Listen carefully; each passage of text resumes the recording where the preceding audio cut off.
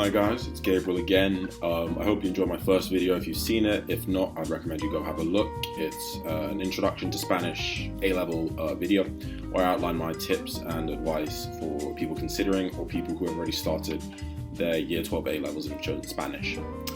In this video, I'm going to tell you my approach on how to tackle a Spanish reading task, homework, or part of a paper, because this can often come up with some trickier parts to the comprehension and Spanish A-level, and I just give you my best tips and advice on what's worked for me so far.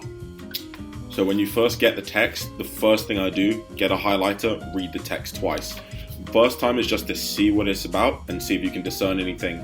Second time is to see if you can understand the logic, the arguments, or maybe the points of view of whoever's writing this piece of work that you're reading.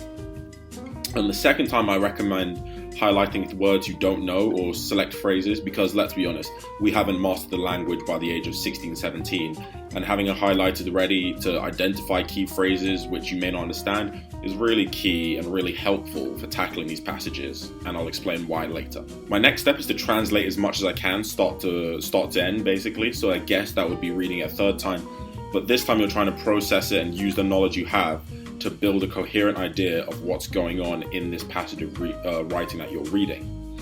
And my next piece of advice would be to piece it all together, in the sense that if you can understand what's being said, you can understand the logic and the flow of the reading passage. I think it'll make attempting the questions and answering them a lot easier in the long run. Then I read the questions for the first time, read them through, don't start answering them. Make sure I kind of understand which areas I need to reference for each question.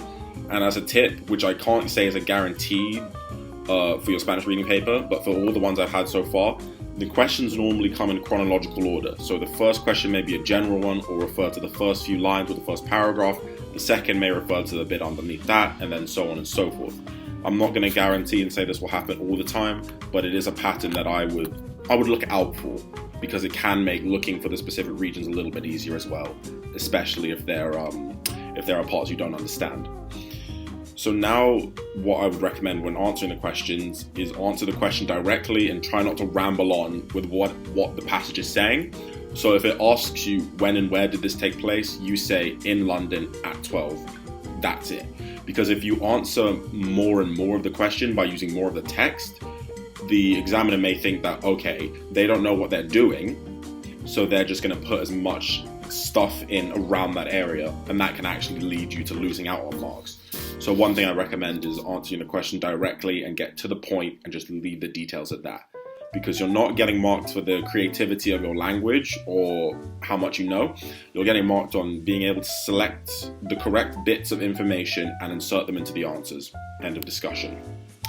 And now if there's a question you don't get, I'd recommend skipping it and coming back to the end. So if you do that, and it maybe follows that order like I was mentioning before, of the question referring to the point in text, you may be able to figure out which part of the text you're looking at. If not, you may have a clear idea once you've answered all the other questions as to where the answer for the missed question might be. And another piece of advice is, which I said before, the highlighter.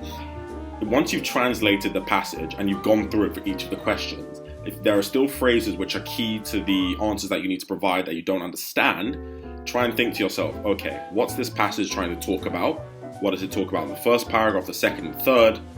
Let's see what this phrase is that I don't understand. Let's see what's around it, and let's see what we can do to try and figure it out.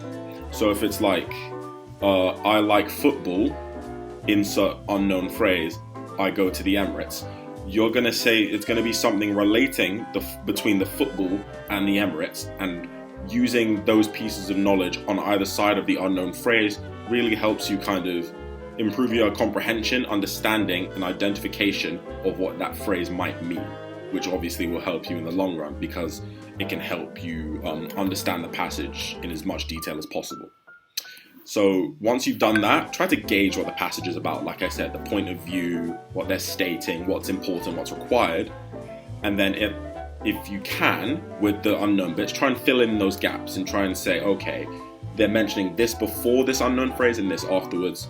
These are the things I think it could mean. Let's eliminate and try and figure out to the best of our ability what it is.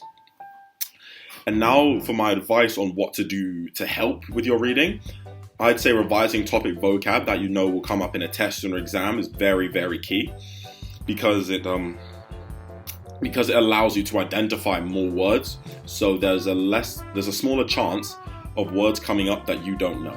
So by doing these vocab tests, which seem boring and a little bit annoying, which I still think, they will help you in the long run, and they will help for your comprehension and reading, as well as your writing and speaking. And then the second one I'd just say is practice. If you can find a past paper online or ask your teacher for one, or a reading portion specifically, because this is what this is about, I think just practicing as many as you can and identifying, maybe marrying it up with a mark scheme after you've done it, just identifying, okay, I got that right because I took the exact answer they were looking for, cut the waffle and put it into the answer sheet. And by doing that for each question and going over and doing that over and over again, you get a really good idea of what's required for reading passages, and it also helps you identify what you need to be doing to improve your scores or to maintain your scores and keep them where you'd like to be. So those are the main tips I'd recommend for attempting Spanish reading. I really hope you enjoyed it and found it useful, and I hope some of the techniques and advice I've given may be implemented in your future practice exams or tests or so on and so forth, but also just in general for your Spanish comprehension levels as well, because I do think this really helps, and the ability, especially for languages, to kind of piece together the parts to gauge someone's opinion in a different language is something very important. And I think employing these tactics in reading and in your language speaking life going forward will be a real help to that as well.